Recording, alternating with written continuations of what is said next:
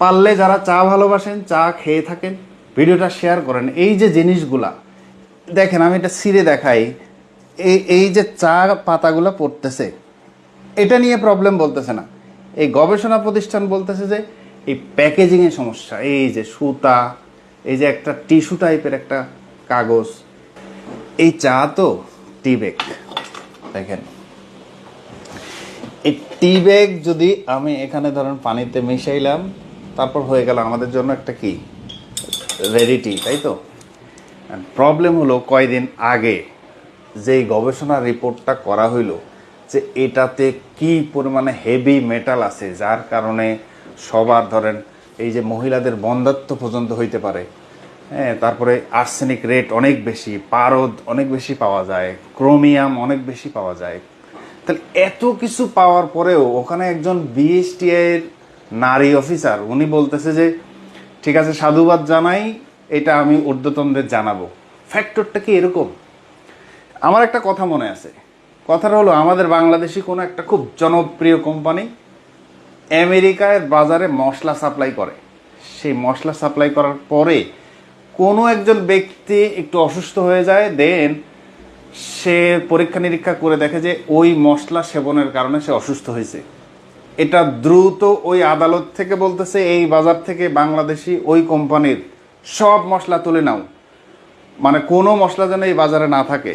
এবং সরকারের পক্ষ থেকে একটা ঘোষণা দিল, যারা অমুক মশলা, মানে কোম্পানির নাম বলতেছি না, অমুক মশলা যারা ভোজন করেছেন, খেয়েছেন, তারা দ্রুত স্বাস্থ্যসেবা নেন এবং এটা বাজার থেকে তুলে ফেলেন।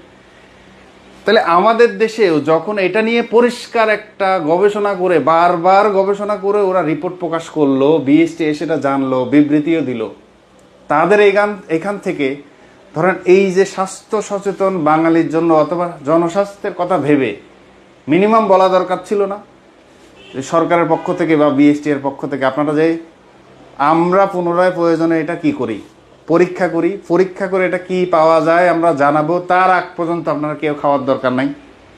মিনিমাম তো এটা বলার দরকার ছিল, কেননা এটা জনস্বাস্থ্যের কি অবস্থা, এত বড় সেন্সিটিভ একটা রিপোর্ট। এই রিপোর্ট থেকে মিনিমাম এতটুকু বলা দরকার ছিল যে আপনারা পরবর্তী ঘোষণা না থাকা পর্যন্ত কেউ খাবেন না, এটা দূরে থাকেন।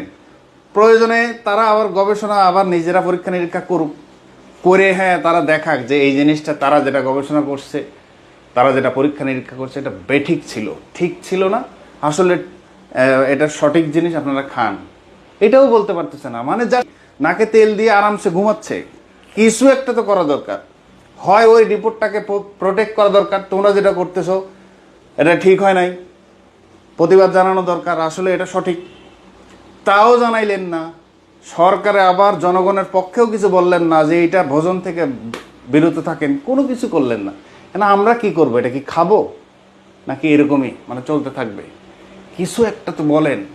বিএসটি এর যারা আছেন অবশ্যই জনস্বাস্থ্যের কথা ভেবে কিছু একটা এটা বলা দরকার, তাহলে আমরা এটা হয় এটা চলতে থাকবে, আমরা মানে পান করতে থাকবো, অথবা বন্ধ করব। পারলে যারা চা খোর, চাকে ভালোবাসেন, প্রতিদিন চা না খেলে চলে না, প্লিজ তারা এই জিনিসটা একটু চিন্তা করেন। যেহেতু এটা ক্ষতিকর, এত কিছু পাওয়া গেছে, তাহলে হয় বিএসটি বলুক আপনারা খাবেন না, অথবা বলুক যে না ক্লিয়ার এটা আপনারা খেতে পারবেন, কিছু একটা তো বলতে হবে। নাইলে ওই গবেষণা প্রতিষ্ঠানকে বলুক যে তোমরা এটা রং করছো, কিছুই বলতেছেন না, তা আমরা জনগণ কোন দিকে যাব? পারলে যারা চা ভালোবাসেন, চা খেয়ে থাকেন, ভিডিওটা শেয়ার করেন। এই যে জিনিসগুলা দেখেন, আমি এটা ছিঁড়ে দেখাই। এই যে চা পাতাগুলো পড়তেছে, এটা নিয়ে প্রবলেম বলতেছে না।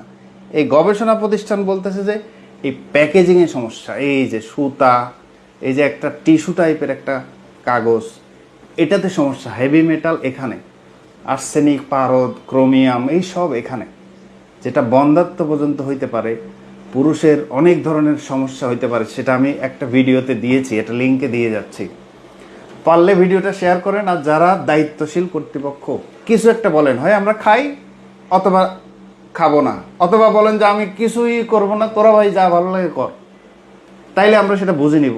আলটিমেট যদিও রেজাল্ট এরকমই হচ্ছে। পারলে অবশ্যই যারা চাকে ভালোবাসেন ভিডিওটা শেয়ার করেন, কর্তৃপক্ষ কিছু একটা বলুন প্লিজ। আসসালামু আলাইকুম।